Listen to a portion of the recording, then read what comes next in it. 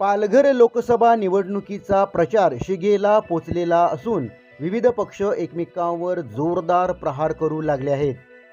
केंद्रीय गृहमंत्री अमित शहा यांच्या वसई येथील विराट सभेनंतर उत्तर प्रदेशचे मुख्यमंत्री योगी आदित्यनाथ शनिवार दिनांक 18 मे रोजी नालासोपाऱ्यात येत आहेत.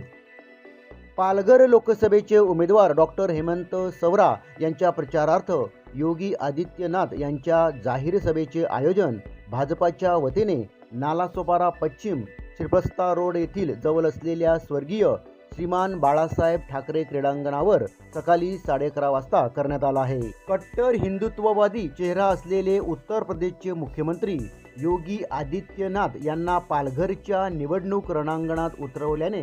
आणि त्यांची सभा बहुसंख्य उत्तर प्रदेशीय राहत असलेल्या नालासोपारा शहरात होत असल्याने महायुतीला मतांचा फायदा होणार असल्याचे